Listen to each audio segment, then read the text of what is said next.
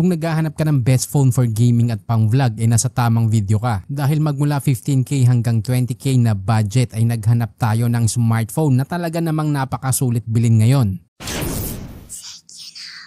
Una sa ating listahan na yan, Tecno Camon 30 Pro 5G. Naka 6.78 inch Full HD Plus AMOLED 144Hz refresh rate at 393 ppi. Naka Dimensity 8200 Ultimate Android 14 up to 2 major Android upgrades, 12GB RAM at 256GB storage. Pagdating sa camera, naka 50 megapixel main Sony IMX890 with OIS. Kasama ang 50 megapixel ultra wide, 2 megapixel depth sensor at 50 megapixel selfie shooter. May 5000 mAh battery at 70 watts charger. Swak to for gamers at mahilig sa photography. Yung mataas na refresh rate, powerful cameras at chipset make this phone ideal for gaming at content creation. May SRP na 15,999 pesos. Ang susunod naman sa ating listahan ay ang Infinix GT20 Pro. May 6.78 inch AMOLED 144Hz refresh rate, 1300 nits, 388 ppi at may Pixelworks X5 display processor. Dito madaming nalilito. Ang purpose kasi ng Pixelworks ay mas pinapaganda ang display quality. Ang akala kasi ng iba ay mas pinapalakas nito ang chipset ng device. Sa madaling salita, para tong HDR support at Dolby Vision. Again, para to sa display ng smartphone at walang kinalaman sa performance. Gumagamit to ng Dimensity 8200 Ultimate, 12GB RAM, 256GB storage at Android 14. May 5000 mAh battery, 45 watts charger at bypass charging. Naka 108 megapixel Samsung HM6 with OIS, 2 megapixel depth sensor, 2 megapixel macro lens at 32 megapixel front camera. Kung ang kadalasan mong nilalaro ay ML, PUBG at CODM, sobrang recommended ko to dahil sa ganda ng optimization at syempre may bypass charging. May SRP na 16,299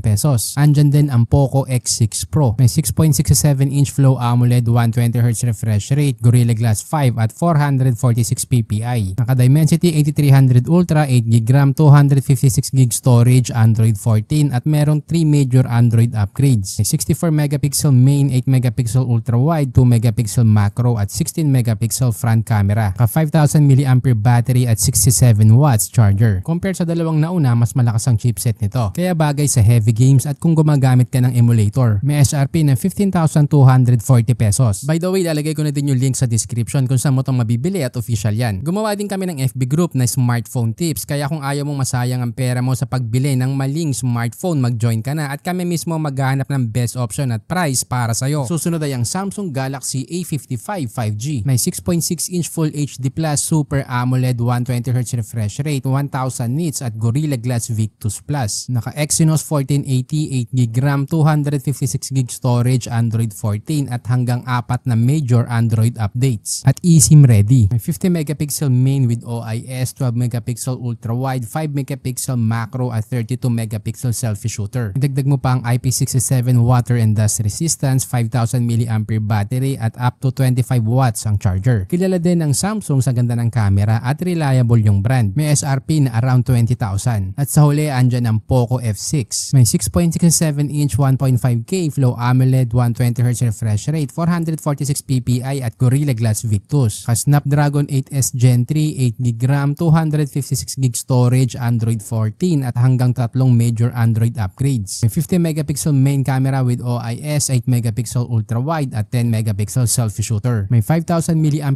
battery at 90 watts charger. For me, under 20k, ito na yung almost flagship level na phone in terms of chipset, display, charger at camera. Kaya perfect to sa mga hardcore gamers. Mabibili sa presyong 18,390 pesos. Ginawa ko nga pala ang Tech You Know dahil sa dami ng smartphones na lumalabas ngayon, napakahirap nang mamili. Kaya dito sa channel kami mismo nagre-research para malaman kung anong device ang pinakasulit para sa budget mo. Pero para makagawa pa kami ng ganitong content, kailangan din namin ng suporta mo, kaya huwag kalimutang mag-subscribe, i-like at i-share ang ating video.